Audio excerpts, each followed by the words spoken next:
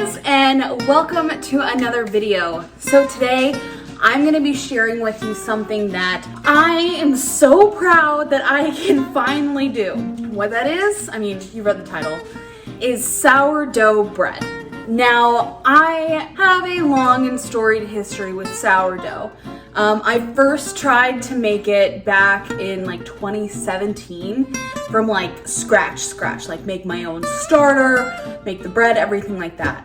And through the past years, I have tried countless times to successfully make sourdough bread, and it has just honestly been just an abject failure. And so today I am so proud to finally be able to show you how to successfully make a beautiful, lovely sourdough loaf with an awesome crumb structure, a delicious flavor, and just a beautiful color. So this recipe is from King Arthur flour. It is not crazy hard, very straightforward, and it doesn't even take any sort of special equipment. The only thing it does need, as with all sourdough breads, is a sourdough starter. Now, for this time making sourdough bread, I did not make this from scratch because I have failed 3 separate times making sourdough starters from scratch. I got this beautiful babe from my mother-in-law, and this is from her starter that she's been using for years and years and years. So it is a proven, tested, true sourdough starter. So that is really the only gateway to entry here with this recipe. So if you do not have a sourdough starter, I recommend ask around, ask family, or if there's a local bakery that does sourdough, ask them if they sell their starter.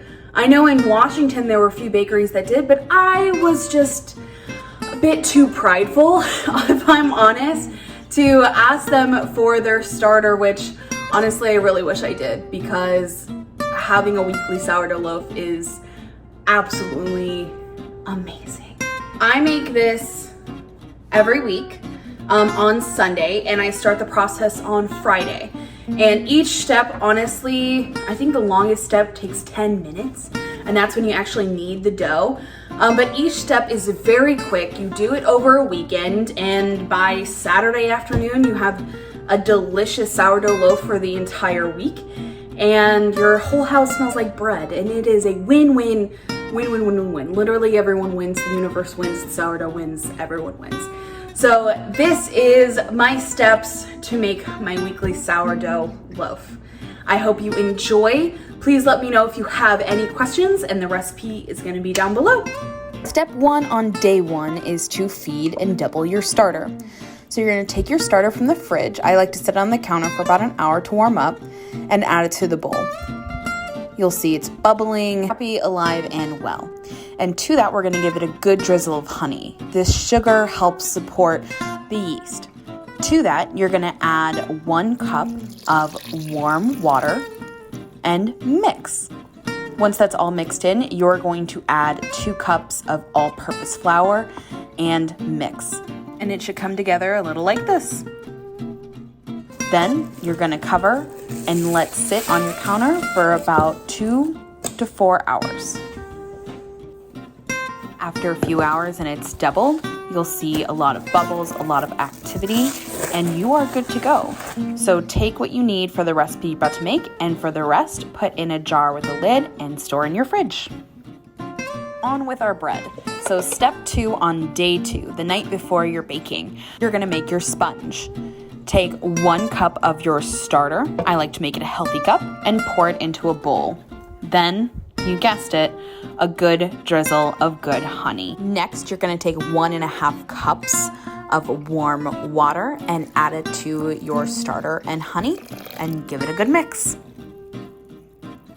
Next, we're adding our flour. And I like to add my flour from really big jars so that way I can aerate the flour before I add it. And I do this so the flour doesn't get packed and I add too much flour. You'll notice this recipe is in cups and not by weights, and that's just how it came in the recipe book, and so I like to make sure I don't pack my flour. Either way, that's 3 cups in, and give it a good mix so that you have a shaggy dough, which will be your sponge. Cover and set on your counter overnight. The next morning, you're gonna take your wrapper off and unveil this beautiful sponge. And to that, for the third and final time, we're gonna give it a good drizzle of good honey. Then we're taking a rubber spatula and folding the honey into the sponge. Just look at that gluten development. Oh, so satisfying. To that, you're gonna add the final 2 cups of flour and 1 tablespoon plus a pinch of salt right on top. Then you're gonna use your spatula and start to fold in the flour. Once it starts coming together, you're gonna turn it out onto your clean work surface. Begin gently working the dough by lifting it up and folding it in on itself. And continue to do that from all sides to help incorporate the flour.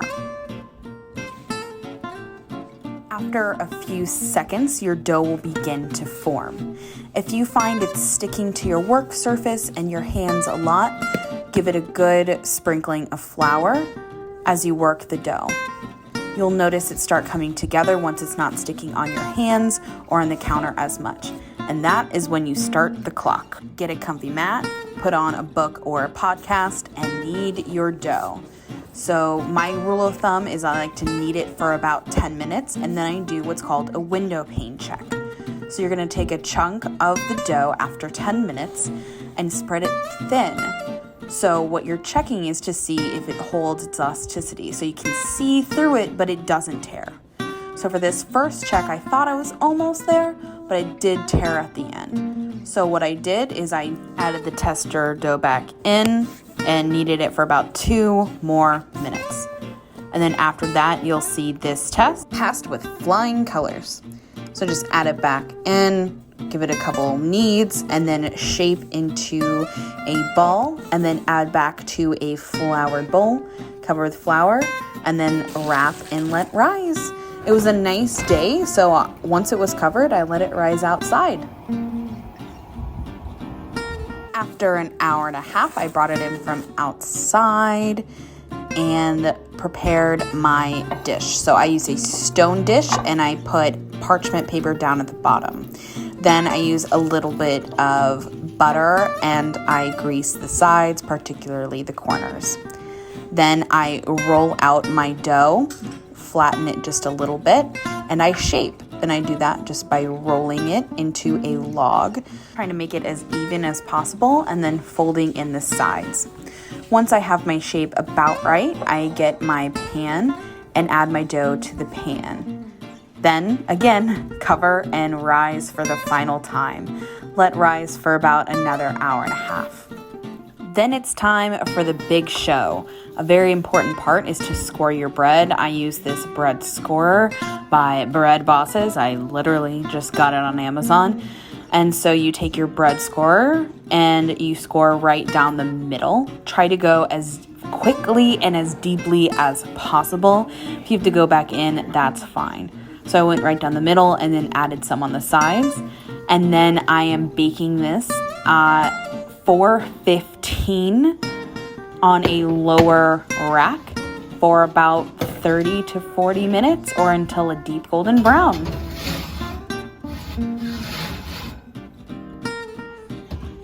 And look at this beauty.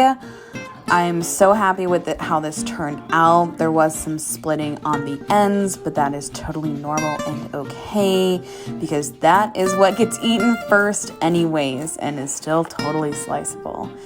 So as soon as you open up, the crumb is delicious. You see a little bit of seaming from the steam, but oh my goodness, is this absolutely delicious. I hope you try this.